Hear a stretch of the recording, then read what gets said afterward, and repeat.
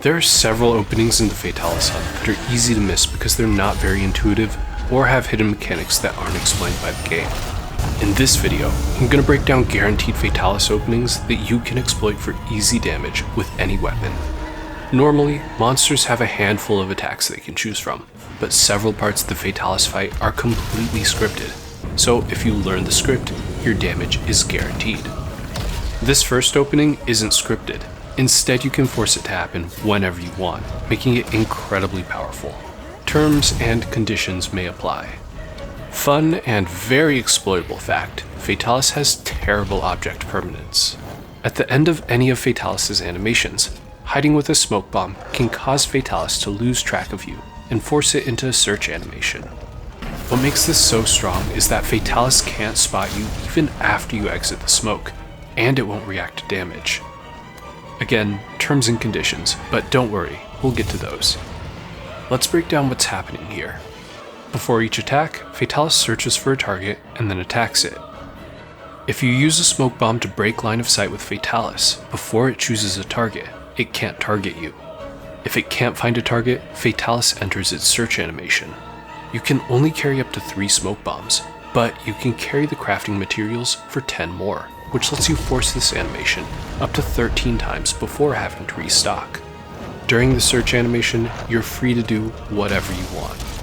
Clutch Claw, Attack, Heal, or Sharpen. The only things that will interrupt this search animation are flinching Fatalis or hiding for too long.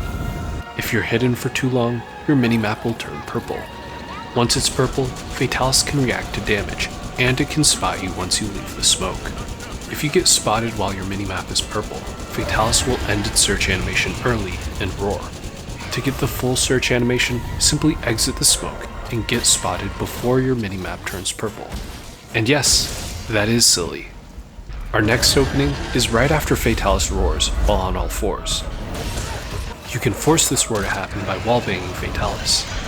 Wallbanging deals a massive chunk of damage and enrages Fatalis, which makes it take 10% more damage for the next 3 minutes. This is an insane amount of value, so you want to do this whenever the opportunity presents itself. In order for the wallbang to work, Fatalis can't be enraged and needs to be on all fours. The roar is a fantastic opening because you can trigger when it happens with a wallbang. The timing of the roar never changes, and Fatalis will lower its head to the same position every time after the roar. This lets you set up a guaranteed head snipe if you have a way to deal with the roar. Some weapons have built-in methods, like invincibility, hyper armor, or guarding. You can also use the Rocksteady mantle to ignore the roar, or the evasion mantle to make it super easy to dodge. An important tip for positioning is to clutch onto the right side of Fatalis' head when going for the wallbang. Fatalis will always bounce off of the wall to the right, so if you flinch shot from the left side, you're now behind Fatalis and won't be able to position yourself for the head snipe 9 times out of 10. If you get your left and right mixed up like I do, just imagine Fatalis as a noodle neck on the left side of your screen and line that up with the real Fatalis. A final note on the roar punish: be very careful doing this in phase 3.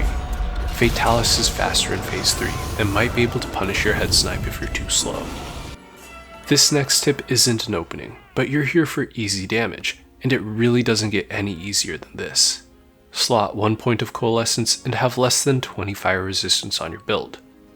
That's all it takes, but you would be really surprised by how many people don't do this. I'll get to why in a minute, but first let's break down Coalescence. Coalescence triggers a damage buff whenever you recover from a status effect. The skill is front-loaded, meaning a single point gives you above average value. You get plus 12 raw attack from a single point, which doesn't sound like a lot, but stick with me. The relevant status effect in this fight is getting set on fire, which tends to happen when you're fighting a fire-breathing dragon. Roll 3 times or roll once in a puddle to put out the flames and you get a damage boost for a minute and a half. Fatalis will cover almost the entire arena in flames, up to 5 times throughout the hunt. All you have to do is get tickled by the flames that cover almost the entire arena, and Coalescence has at least 7.5 minutes of uptime. If you're also getting hit by the occasional flame attack, you can easily have nearly 100% uptime on Coalescence. In order to get set on fire, you need to have less than 20 fire resistance, and this is why a lot of people miss out on Coalescence. Since Fatalis is a fire-breathing dragon, it only makes sense to eat for elemental resist up, which can push your fire resistance above 20. While this does reduce the damage you take and prevents you from getting set on fire, the difference in survivability is so small that I don't think it's worth the opportunity cost. Alternatively, you can eat for attack up, which gives you plus 15 raw damage, and you can still use Coalescence for plus 12. Now, I mentioned earlier that these small numbers don't sound like a lot when our stats show our attack to be over 1000. If you paid attention in school, you know that plus 15 should only be a little bit more than a 1% increase, but this attack stat is actually a lie. We know this because when we eat for attack up, our attack stat increases by a lot more than 15. This is because each weapon has a unique attack bloat multiplier that makes the number on the stat screen look bigger than it actually is. The devs did this so anyone just glancing at the numbers can tell that their greatsword does in fact hit harder than their dual blades. The true attack stat is much smaller, so plus 15 from attack up is a significant attack boost. If you ever wonder why other people are hitting way higher numbers than you are, it might be because they have attack up and Coalescence, giving them 8% more damage than your setup. If you're really not comfortable getting set on fire, eating for elemental resist up is fine, but I think you can get a lot more value eating for attack up and slotting in a point of Coalescence. Another great food option is Safeguard, which gives you an extra cart. Safeguard is really good because you don't actually have to eat for it before the hunt to get the benefits of Safeguard. If you haven't noticed, you can actually eat again 10 minutes after the hunt starts. As long as you have one cart left after the 10-minute mark, you can return to camp and eat for Safeguard to get the extra cart. Our next opening takes place right after the Phase 2 transition. Fatalis can fly now, which isn't ideal. Newer players will use binders, ballistae, and prayers to get it out of the sky, but you can actually force it to land with the smoke bomb trick. Just like I explained at the start of the video, we drop the smoke bomb right before Fatalis searches for a target.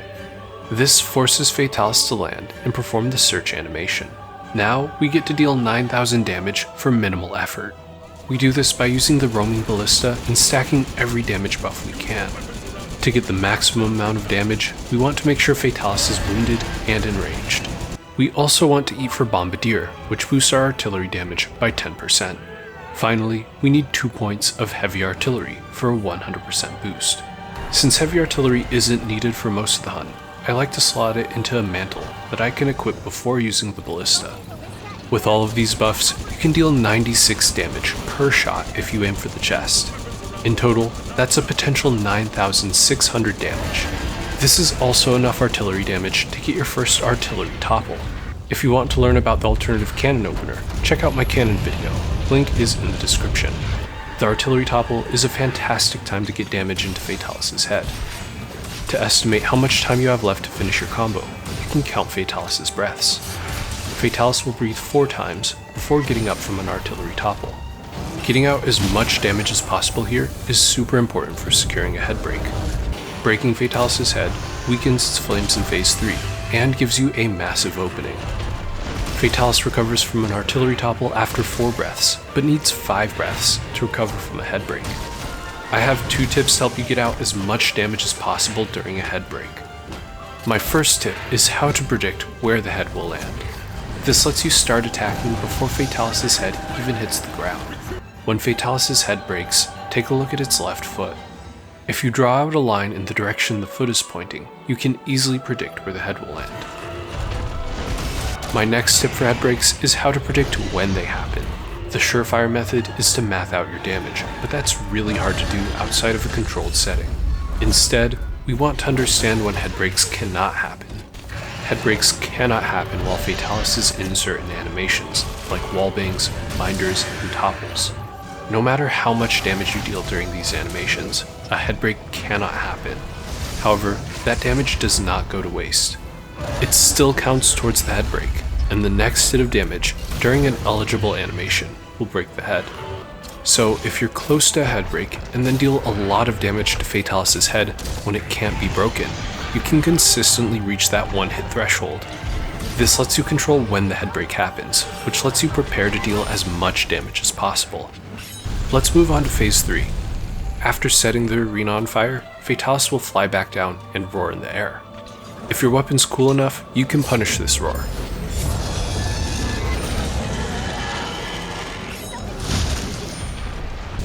you're not punishing the roar, you can make your way to the right side of the barricade and use the binder to pull Fatalis out of the sky. This is normally the job of whoever picks up the binder at the start of phase 2. You could use the smoke bomb trick again, but the binder is a lifesaver in a less coordinated hunt. To consistently dodge this roar, roll when you see the blue shockwave approaching the edge of the arena. If you're not confident in your dodging skills, you can use Rocksteady, a guard, or the old reliable Superman dive. Fatalis can't be bound during the roar animation, so wait till it's just about to start its next animation before firing the binder.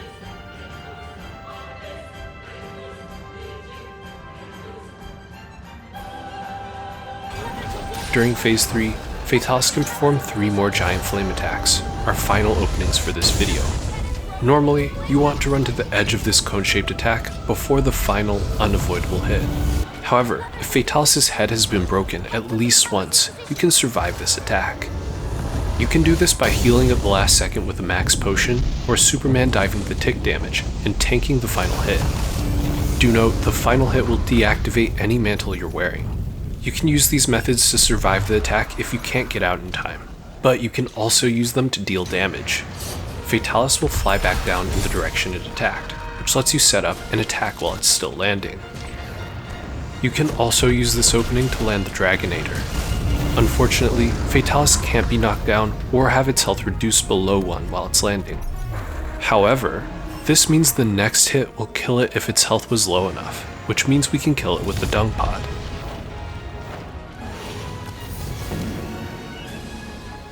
If you found this video helpful, consider subscribing.